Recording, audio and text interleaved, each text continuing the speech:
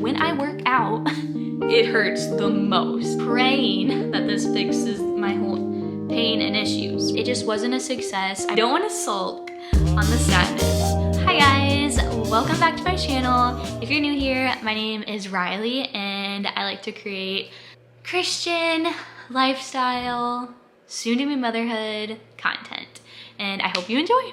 So today's video is gonna be a little rough for me.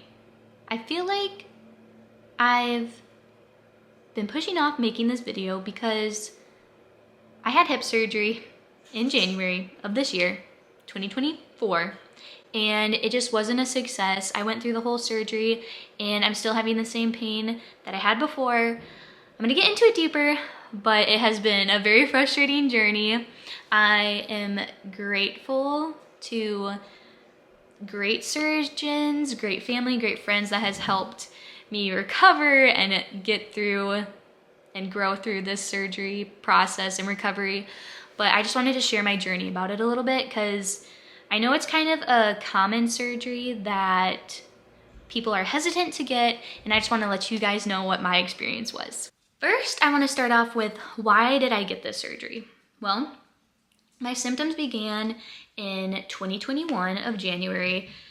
I loved working out. I would run, I would do a lot of the gym classes. My favorite one was body combat, body pump. I was in the gym probably 6 days a week, sometimes twice a day if I really wanted to, because I just loved it. It was part of who I was. I always did sports in high school, and once I got out of high school, I fell in love with the gym, and I loved working out. It was a great stress reliever for me. It helped me mentally, all the things. But in 2021, I started getting pain in my right oblique, and it would radiate down into my groin or appendix area, which was so painful that I couldn't even walk or move. Even if I rested, like, it was burning. So it felt a burning sensation. It felt stabbing sensation. It was very painful. I couldn't do any activity. So of course, I decide, okay, I need to rest. So I rest, I iced it, I took ibuprofen. I thought I just pulled a muscle or something because it felt kind of like a pulled muscle, but it hurt so bad, like something was gonna explode inside my body.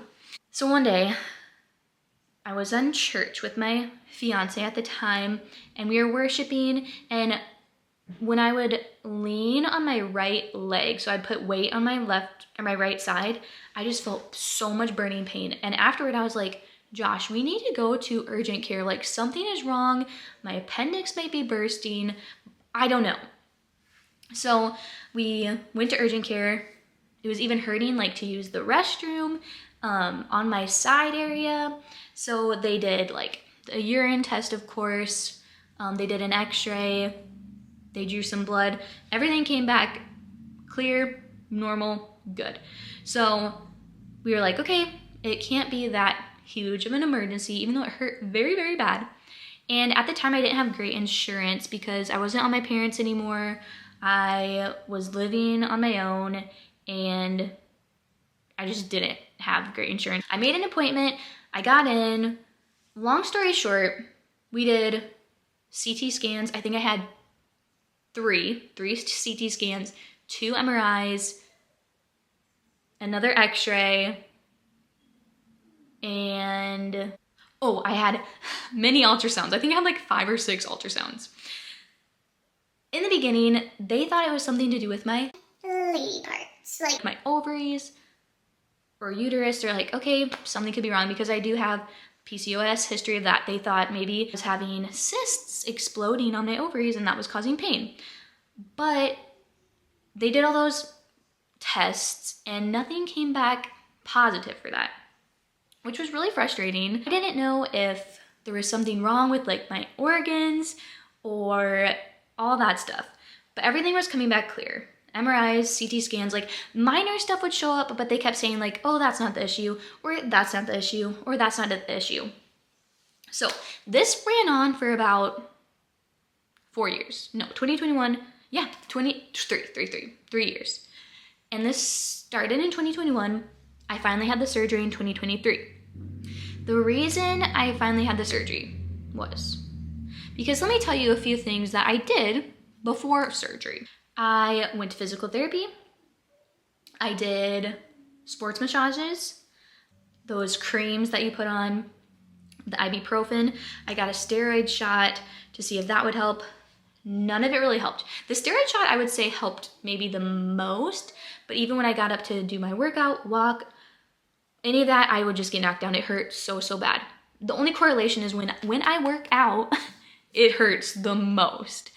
So I got better insurance. I met with an orthopedic surgeon. He did another MRI, which was in that whole process. And he saw that I had a hip impingement, FAI, in right the hip. And then I had a lot of bursitis and all this stuff. And he said it could be radiating pain upward. At this point, I was desperate and I was really trusting the surgeon. I was like, okay, if you think that this is the best chance I have right now, I've been 3 years into this. If you think I need to go for this surgery, then I'm gonna go for it because I'm desperate to be able to work out again. Because I love working out. It was such a good thing for me, mentally, physically, everything. And we went through the surgery. So my insurance was about to be done, expire, because when I got married, my husband's a firefighter. He was a seasonal firefighter, so our insurance was only good for like the 9 months that he was hired on. Then he has no insurance for a little bit, then back onto insurance. So I was like, okay, we need to get into this surgery quickly so that I can get the surgery, do physical therapy, come out with hopefully the best case scenario. So I did get, I think it was about like a month later, got in for the surgery, which was very awesome. Nice, good. So go in, get the surgery, praying that this fixes my whole pain and issues, right? Wrong. Okay, I don't want to sulk on the sadness of me not fixing my pain and my issue, because I really don't want to just bash this surgery because the surgeon did really good. And I did have a clicking in my hip that is now fixed and gone. So, I mean, something came out of it.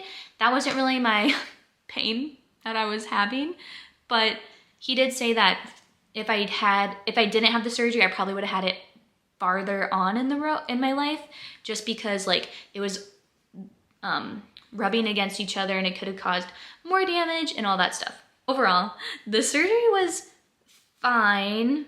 I mean, best case scenario for any surgery. I went in to surgery, came out of surgery same day. That was very nice. I reacted really bad to the medication, because I was just like sorry, I probably shouldn't do the motions, but I was like feeling so nauseous when I came to. My lovely husband was so amazing. He was so sweet and just helpful. The nurses were even like, oh, who is he? He's so sweet to you. And I'm like, he's my husband. But that was wonderful. I woke up and I had this huge brace on. So I'll insert a video of me in the brace, which that probably was one of the most uncomfortable parts of the surgery, just because it was on me. It had to be on me 24/7. And it was a big brace. And I wasn't able, this is also the worst part, I wasn't allowed to lay on my side, either side. So that was really rough. I slept in the rocking chair, I think for the first like 3 weeks, or 2 weeks maybe. But I had to wear the brace for 7 weeks, which was a very long time. And some surgeons, they don't even give a brace. They just send you on your way and just tell you don't move it. So I'm kind of thankful I had the brace, just because I would rather be safer than sorry. So if you are gonna have the surgery, you either might get a brace, might not, just ask your surgeon. But he was very kind and helpful, and he's so knowledgeable. I was like, this man knows a lot. So that's why I was really, really hoping that the surgery would be a success. But anyway, I had the brace for 7 weeks. I think it was off work for 11 weeks. I think when I was about 11 weeks off work. I was on crutches for 5 weeks, 2 crutches for 5 weeks. And then I think I went down to 1 crutch and then off crutch. Like, it was a very quick process of getting off. So like it seemed like I had all these things for a long time, and then all of a sudden when it was time to do physical therapy. I was just weaning off that stuff very quickly. I went to a cane for a little bit after that, just if I was walking a long ways. They didn't want me to just push through if it was hurting. They're like, we'd rather you put weight on something else so that you don't ruin the surgery location.